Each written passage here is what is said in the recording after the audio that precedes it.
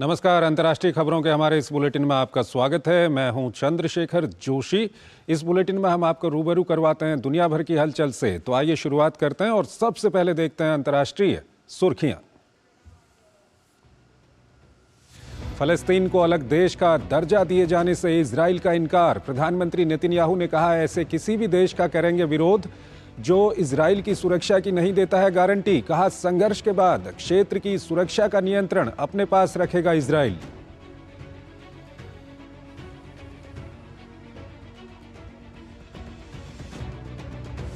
उत्तर Korea ने समुद्र के अंदर परमाणु हथियार का किया परीक्षण। कहा, सफल रहा पानी के भीतर परमाणु हमला करने वाले ड्रोन का परीक्षण।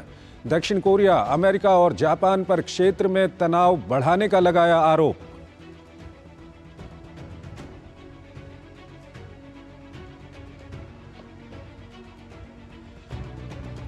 स्विट्जरलैंड के दावोस में संपन्न हुई विश्व आर्थिक मंच की 54वीं वार्षिक बैठक। जलवायु परिवर्तन, इजराइल, हमास और यूक्रेन समेत दूसरे वैश्विक मुद्दों पर हुई चर्चा।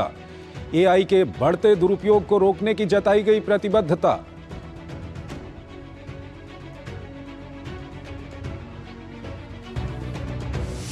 यूक्रेन ने रूस पर किया बड़ा हमला। रूसी तेल डिपो पर ड्रोन अटैक से लगी भीषण आग। उधर मानवाधिकार कार्यकर्ता अल्सिनोव को जेल की सजा सुनाए जाने के बाद रूस के बर्खोस्तोस्तान में विरोध प्रदर्शन। पुलिस ने कई प्रदर्शनकारियों को किया गिरफ्तार।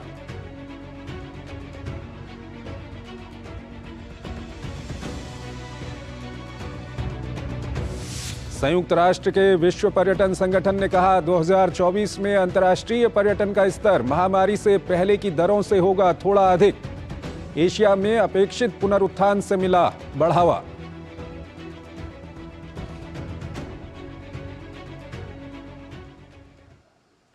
और आइए सबसे पहले आपको लिए चलते हैं एशिया की ओर।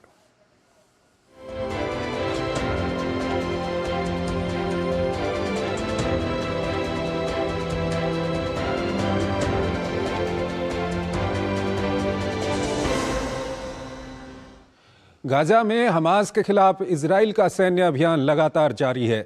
इजरायली सेना ने फलस्तीनी इस्लामिक जिहाद की सूचना शाखा के उप प्रमुख वाल अबू फैतुना को मार गिराने का दावा भी किया है। इजराइल लेबनान सीमा पर भी तनाव बना हुआ है। यहां हिजबुल्लाह और इजरायली सेना के बीच जंग जारी है। इस बीच इजराइल के प्रधानमंत्री बेंयामिन नेतन्याहू ने ऐसे किसी भी फलस्तीनी राज्य के दर्जे का विरोध करने की बात कही है जो इजराइल की सुरक्षा की गारंटी ना देता हो। शुक्रवार को बड़ी सफलता का दावा किया है। इजरायली सेना ने फिलिस्तीनी इस्लामिक जिहाद की सूचना शाखा के उप प्रमुख वाल अबू फैनुना को मार गिराने की बात कही है। इस संगठन को पश्चिमी एशिया में सबसे खूंखार आतंकी संगठनों में से एक माना जाता है जो गाजा में हमास की मदद कर रहा है। इस संगठन से जुड़े लोगों ने इजराइल पर लगातार रॉकेट दागे हैं। इस बीच इजरायली सेना ने उत्तरी गाजा में भी हमास के कई आतंकियों को मार गिराने का दावा किया है। वहीं इजरायली सेना ने एक वीडियो जारी कर हमास की सुरंगों के नेटवर्क को ध्वस्त करने का दावा किया है। मध्य गाजा में इस सुरंग का उपयोग हमास द्वारा हथियारों और रॉकेट बनाने के लिए किया जाता था। इस क्षेत्र में भूमिगत हमास की रॉकेट यूनिट द्वारा उपयोग की जाने वाली महत्वपूर्ण उत्पादन फैक्ट्री है। हमने सुरंग शाफ्ट का पता लगाया और हमने क्षेत्र का परिचालन नियंत्रण अपने हाथ में ले लिया। इस बीच इजराइल लेबनान सीमा पर भी धुएं का गुबार उठता हुआ देखा गया है। गाजा में शुरू की गई कार्रवाई के बाद से हिजबुल्लाह लगातार इजरायली क्षेत्र में हमले कर रहा है, जिसका माकूल जवाब इजरायली सेना लगातार दे रही है। वहीं इजराइल के प्रधानमंत्री बेंजामिन नेतन्याहू ने कहा है कि ऐसे किसी भी फिलिस्तीनी राज्य के दर्जे का विरोध किया जाएगा जो इजराइल की सुरक्षा की गारंटी नहीं देता हो। उन्होंने कहा कि अरब देशों के साथ रिश्तों को सामान्य करने में फिलिस्तीनी राज्य की कमी कोई रोड़ा नहीं बनी। उन्होंने कहा कि आगे भी कई अरब देशों को अपने साथ जोड़ने का इरादा जाहिर किया। मैं पिछले 30 साल से एक ही बात कह रहा हूं कि ये संघर्ष फिलिस्तीन राज्य को लेकर नहीं है, बल्कि एक इजरायली देश के अस्तित्व को लेकर है। जॉर्डन नदी के पश्चिम के पूरे क्षेत्र पर इजराइल का सुरक्षा नियंत्रण होना चाहिए। अभिनेत्रियों, संगीतकारों समेत दूसरे क्षेत्र की महिलाओं ने बंधकों की रिहाई के पक्ष में शुक्रवार को तेल अवीव में मार्च निकाला। पिंजरे में बंद एक महिला इजराइल के रक्षा मुख्यालय तक मार्च का नेतृत्व कर रही थी। दुनिया के सभी कलाकार और अभिनेत्रियां इजराइल के मामले पर क्यों खामोश हैं? 7 अक्टूबर को दूसरा नरसंहार हुआ। जागो, कृपया उन्हें घर वापस लाने में हमारी मदद करें। संयुक्त राष्ट्र के एक मानवाधिकार अधिकारी ने इजराइल पर गाजा में फिलिस्तीनी बंदियों के साथ दुर्व्यवहार करने का आरोप लगाया है। उन्होंने कहा कि वो कुछ ऐसे लोगों से मिल चुके हैं जिनको हिरासत के दौरान बेरहमी से पीटा गया, आंखों पर पट्टी बांधी गई और कुछ को छोड़ते समय डायपर पहनाकर भेजा गया। ये वे लोग हैं जिन्हें इजरायली सुरक्षा बलों ने 30 से 45 दिनों तक अज्ञात स्थानों पर हिरासत में रखा था। वे पीटे जाने, अपमानित होने, दुर्व्यवहार किए जाने और यातना देने जैसी किसी भी हद तक का वर्णन करते हैं। उधर कब्जे वाले वेस्ट बैंक के तुलकर्म में इजरायली सेना पिछले 2 दिनों से कार्रवाई कर रही है। इजरायली सेना ने कहा है कि क्षेत्र में 35 घंटे से अधिक समय तक आतंकवाद विरोधी अभियान चलाया गया। इस अभियान में 8 आतंकवादी मारे गए और 15 संदिग्धों को गिरफ्तार किया गया है। इस दौरान में बड़ी मात्रा में हथियारों को जब्त करने और दर्जनों विस्फोटक उपकरण को नष्ट करने का भी दावा किया गया है। अगली खबर की ओर आपको लिए चलते हैं। उत्तर कोरिया ने अपने एक कदम से अमेरिका, दक्षिण कोरिया और जापान के बीच सनसनी फैला दी है। दरअसल उत्तर कोरिया ने पानी के नीचे परमाणु हथियार प्रणाली का परीक्षण करने का दावा किया है। उत्तर कोरिया ने कहा कि जापान, अमेरिका और दक्षिण कोरिया संयुक्त अभ्यास ने उकसाने का काम किया, जिसके चलते ये परीक्षण किया गया है। उत्तर कोरिया के इस कदम के बाद कोरियाई प्रायद्वीप में एक बार फिर तनाव बढ़ गया है। अमेरिका, दक्षिण कोरिया और जापान के संयुक्त सैन्य अभ्यास के बीच उत्तर कोरिया ने पानी के नीचे परमाणु हथियार प्रणाली का परीक्षण कर क्षेत्र में सनसनी फैला दी है। उत्तर कोरिया के सरकारी मीडिया ने देश के पूर्वी तट पर परमाणु हथियारों से लैस अंडर वाटर ड्रोन के परीक्षण का दावा किया है। हालांकि दक्षिण कोरिया और उसके सहयोगियों ने अब तक इस परीक्षण पर कोई जवाब नहीं दिया है। ऐसा तब हुआ जब उत्तर कोरिया ने हाल के हफ्तों में सैन्य गतिविधियां तेज कर दी हैं। उत्तर कोरिया ने रविवार को एक सॉलिड फ्यूल्ड इंटरमीडिएट रेंज की बैलिस्टिक मिसाइल तैनात करने का दावा भी किया था। जनवरी के पहले हफ्ते में दक्षिण कोरिया से लगने वाली सीमा पर लाइव फायर ड्रिल भी किया गया था। उत्तर कोरिया के नेता किम जोंग उंग हाल के दिनों में अपनी नीति और बयानबाजी में भी और आक्रामक हो गए हैं। पिछले दिनों उन्होंने शांति बनाए रखने के लिए दक्षिण कोरिया के साथ किए गए कई समझौतों को रद्द कर दिया था। शुक्रवार को उत्तर कोरिया ने कहा कि जापान, अमेरिका, दक्षिण कोरिया के संयुक्त अभ्यास ने उकसाने का काम किया, जिसके चलते ये परीक्षण किया गया है।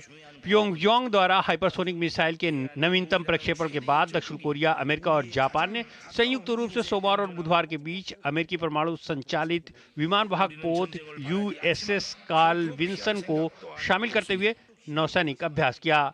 तीनों देशों की सेनाओं ने जेजू द्वीप के जल क्षेत्र में संयुक्त नौसैनिक अभ्यास किया। उत्तर कोरिया सिर्फ आधुनिक हथियारों के माध्यम से दक्षिण कोरिया पर दबाव नहीं बना रहा है, बल्कि अपने लोगों को साझी विरासत से दूर करने की कोशिश भी कर रहा है। इस बीच उत्तर कोरिया से एक वीडियो सामने आया है जिसमें 2 किशोरों को सार्वजनिक रूप से 12 साल की कड़ी सजा सुनाई जा रही है। इनका जुर्म सिर्फ इतना था कि इन्होंने दक्षिण कोरिया के ड्रामों का लुत्फ उठाया था। दोनों छात्रों को अपने सैकड़ों साथियों के सामने ट्रायल में खड़े होते देखा जा सकता है। दक्षिण कोरियाई जानकारों का मानना है कि ये एक संकेत है कि प्योंगयांग खुद को दक्षिण कोरियाई संस्कृति के प्रभाव से मुक्त करने की कोशिश कर रहा है। उत्तर कोरिया के मिलेनियल्स और जनरेशन Z अब किम जोंग उन के लिए सबसे बड़ा सिरदर्द है, क्योंकि उत्तर कोरिया की युवा पीढ़ी की मानसिकता बदल गई है। ऐसा करके वहां के शासक युवाओं की सोच को उत्तर कोरियाई शैली में बदलना चाहते हैं। जानकारों का मानना है कि वीडियो 2022 में एडिट किया गया था, लेकिन अब इसे अपने लोगों में संदेश देने के लिए इस्तेमाल किया जा रहा है। दरअसल साल 2020 में उत्तर कोरिया में दक्षिण कोरियाई संगीत और फिल्मों या ड्रामों को देखने या दूसरों को देखने के लिए शेयर करने पर प्रतिबंध लगा दिया गया था। कानून के उल्लंघन पर कड़ी सजा दी जाती है। उत्तर कोरियाई लोगों को दक्षिण कोरियाई मनोरंजन का स्वाद 2000 के दशक में मिलना शुरू हुआ, जब दक्षिण कोरिया ने अपने पड़ोसी देश उत्तर कोरिया को बिना शर्त आर्थिक और मानवीय सहायता की पेशकश की। 2010 में दक्षिण कोरिया ने अपनी इस योजना को ये कहते हुए रोक दिया कि इसका लाभ जरूरतमंदों तक नहीं पहुंच पा रहा है। इसके बाद दक्षिण कोरियाई मनोरंजन चीन के रास्ते उत्तर कोरिया पहुंचने लगे। एक छोटा सा ब्रेक लेते हैं यहाँ पर।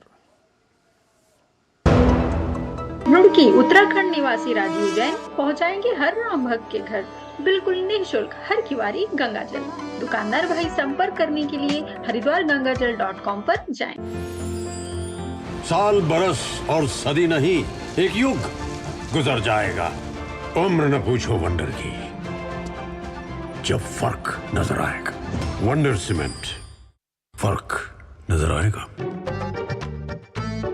जब दांत खाज की खुजली पे ना हो काबू तो उसे गमछे से नहीं छुपाते बाबू, तो फिर उसे भगाए कैसे? जालिम लोशन लगाकर दांत खाज की खुजली एक्जिमा जड़ से निकाले। अभी खरीदे जालिम लोशन। जालिम लोशन का ऑरिकेम ग्रीन ऑइंटमेंट, कील मुहासे, फोड़े फुंसी, घाव, जले कटे पर गुड़कारी, herbal antiseptic cream, green ointment. ये नया भारत है, कभी हंसता कभी हंसाता है, हिसाब का पक्का है। जियो पेपर प्राप्त हुए। लड़ता है, झगड़ता है, पर आगे बढ़ता है। जो अपने दिल की सुनता है, खुल के बात करता है, सबको साथ लेकर चलता है। इस भारत की अलग ही पहचान है। जुड़े नए भारत से, जियो भारत से। भारत में फूड वेस्टेज एक बहुत बड़ी समस्या है। हर रात कई लोग भूखे सोते हैं। हम कुछ छोटी छोटी बातों का ख्याल रखकर दूसरों को और पर्यावरण को सुरक्षित रख सकते हैं। ये 6 सरल बातों को याद रखिए और एक जिम्मेदार ईट राइट नागरिक बनिए। पहला, जितनी जरूरत हो उतना ही खरीदें। दूसरा, भोजन की बर्बादी को कम करने के लिए एक बार में ही ज्यादा खाना न लें। तीसरा, बचे हुए ठीक भोजन को न फेंकें। जहां तक हो सके बचे हुए खाने को अन्य व्यंजन बनाने में प्रयोग करें। चौथा, अनाज, दालों तथा अन्य सूखे खाद्य सामग्री को एयर टाइट डब्बों में रखें। फल, सब्जियों और अन्य खराब होने वाले खाद्य पदार्थ जैसे दूध, दही आदि को फ्रिज में रखें। पांचवा, बची हुई खाद्य सामग्री एकत्रित करें और जरूरतमंदों में वितरित करें। और आखिर में, कंपोस्ट बनाने के लिए जैविक कचरा जैसे सब्जी और फलों के छिलके व पत्ते आदि को रिसाइकिल करें। Food safety and standards authority of India द्वारा जनहित में जारी। रुड़की उत्तराखंड निवासी राजीव जैन पहुंचाएंगे हर राम भक्त के घर बिल्कुल निःशुल्क हर किवारी गंगाजल। दुकानदार भाई संपर्क करने के लिए हरिद्वारगंगाजल.com पर जाएं। तेरे ही दम से मेरा जग उजियारा, the taste of India। दिन हो या रात तूने दिल को पिघलाया, the taste of India। तुझसे ही मान हमारा, तुझसे ही शान है, तुझसे है देश हमारा, तुझसे ही स्वाद है। Amul, the taste of India। पिताजी, हम कभी जे घर में पाइप क्यों नहीं लगाए? पिताजी, जे घर जी मैंने लगाया था। कब? जब विशंभर बबलू हुआ करता था। और कब तक चलेगा जे? बेटा, अब ये विशंभर का तो नहीं पता, लेकिन ये पाइप चलेगा। फिनोलेक्स पाइप्स, पीढ़ियां बदलेंगी, पाइप नहीं। आपका विश्वास हमारी शक्ति, आपके सुनहरे सपनों के लिए समर्पित कैनरा बैंक उत्पादों की शानदार कड़ी, आपके लिए, आपके साथ। Canara bank, together we can.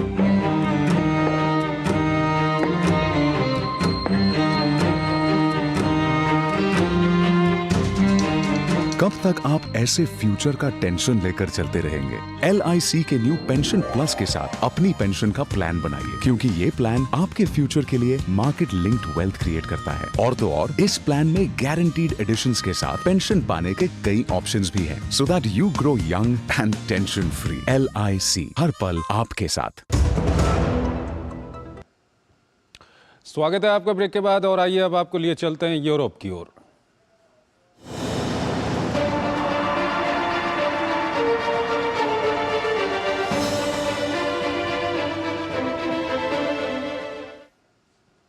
Switzerland के दावोस में विश्व आर्थिक मंच की 54वीं वार्षिक बैठक संपन्न हो गई है। 5 दिनों तक चली बैठक में 60 से अधिक देशों के राष्ट्राध्यक्ष शामिल हुए। बैठक में इजराइल हमास संघर्ष के अलावा यूक्रेन युद्ध की गूंज भी सुनाई दी। बैठक में जलवायु संकट, आर्टिफिशियल इंटेलिजेंस जैसे मुद्दे भी चर्चा के केंद्र में रहे। विशेष तौर पर युद्ध के क्षेत्र में एआई के बढ़ते दुरुपयोग पर चर्चा प्रमुख रही। स्विट्जरलैंड के शहर दावोस में हुई विश्व आर्थिक मंच की 54वीं वार्षिक बैठक संपन्न हो गई। 5 दिनों तक चली इस बैठक में 60 से अधिक देशों के राष्ट्राध्यक्ष समेत 300 से अधिक गणमान्य लोगों ने भाग लिया। बैठक में इजराइल हमास संघर्ष के अलावा यूक्रेन युद्ध की गूंज भी सुनाई दी। साथ ही जलवायु संकट और आर्टिफिशियल इंटेलिजेंस जैसे मुद्दों पर भी चर्चा हुई। बैठक में विशेष तौर पर युद्ध के क्षेत्र में एआई के बढ़ते दुरुपयोग पर चर्चा की गई। बैठक में कई वैश्विक मुद्दों पर बढ़ती अविश्वास की खाई को कम करने, अर्थव्यवस्था की बहाली और गलत सूचना के जोखिमों को दूर करने के लिए मिलकर काम करने की प्रतिबद्धता जताई गई।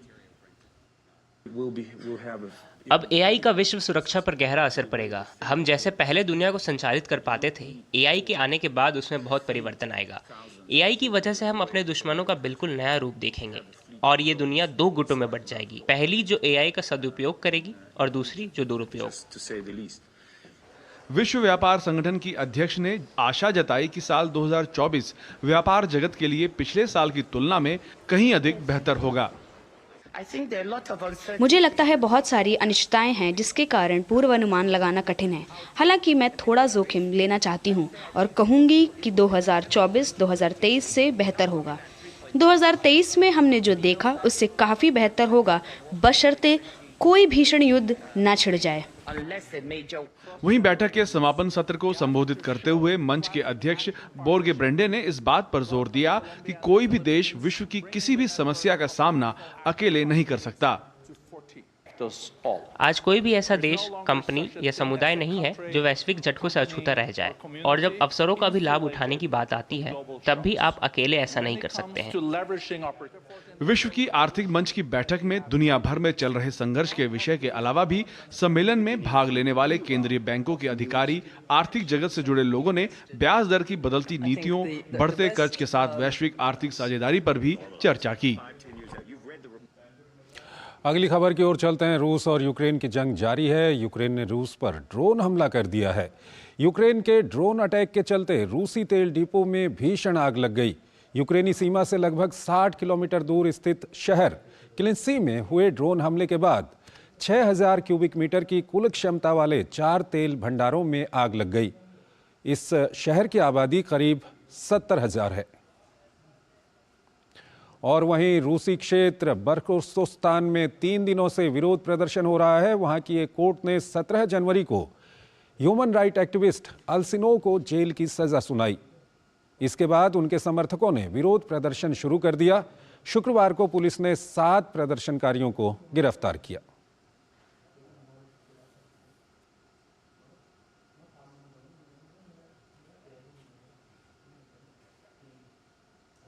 एक और छोटा सा ब्रेक। रुड़की उत्तराखंड निवासी राजीव जैन पहुंचाएंगे हर राम भक्त के घर बिल्कुल निःशुल्क हर किवारी गंगाजल। दुकानदार भाई संपर्क करने के लिए हरिद्वारगंगाजल.com पर जाएं। पिताजी, हम कभी जे घर में पाइप क्यों नहीं लगाए? पिताजी, जे घर जी मैंने लगाया था। कब? जब विशंबर बबलू हुआ करता था। और कब तक चलेगा जी? बेटा, ये विशंबर का तो नहीं पता, लेकिन ये पाइप चलेगा।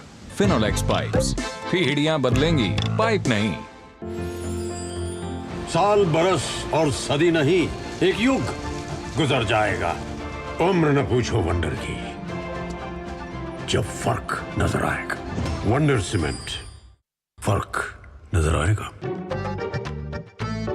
जब दांत खाज की खुजली पे ना हो काबू तो उसे गमछे से नहीं छुपाते बाबू। तो फिर उसे भगाए कैसे? जालिम लोशन लगाकर दांत खाज की खुजली, एक्जिमा जड़ से निकाले। अभी खरीदे जालिम लोशन। जालिम लोशन का ऑरिकैम ग्रीन ऑइंटमेंट कील मुहासे, फोड़े फुंसी, घाव, जले कटे पर गुड़कारी। Herbal antiseptic cream green ointment.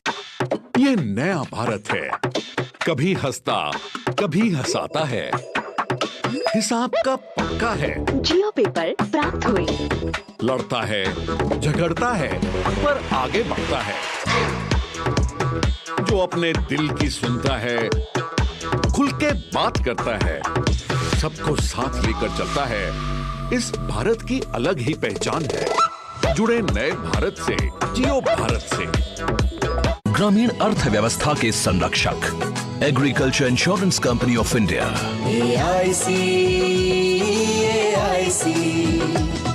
Roorkee Uttarakhand निवासी राजीव जैन पहुंचाएंगे हर राम भक्त के घर बिल्कुल निःशुल्क हर किवारी गंगा जल। दुकानदार भाई संपर्क करने के लिए हरिद्वारगंगाजल.com पर जाएं। आपका विश्वास हमारी शक्ति, आपके सुनहरे सपनों के लिए समर्पित कैनरा बैंक उत्पादों की शानदार कड़ी, आपके लिए आपके साथ। Canara bank, together we can. पिताजी, हम कभी जे घर में पाइप क्यों नहीं लगाए? पिताजी, जे घर जी मैंने लगाया था। कब? जब दिसंबर बबलू हुआ करता था। और कब तक चलेगा जे? बेटा अब ये दिसंबर का तो नहीं पता, लेकिन ये पाइप चलेगा। फिनोलेक्स पाइप्स, पीढ़ियां बदलेंगी, पाइप नहीं।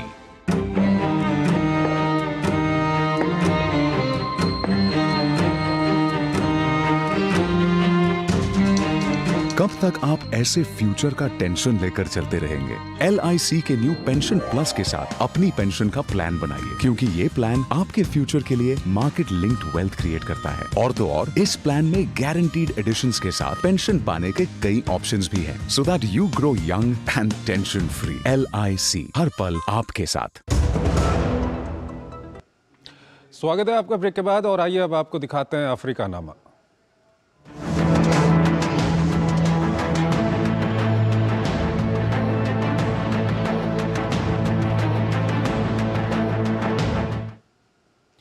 सोमालिया और इथियोपिया के बीच तनाव लगातार बढ़ रहा है, और इस तनाव को कम करने के लिए क्षेत्रीय स्तर पर भी प्रयास किए जा रहे हैं।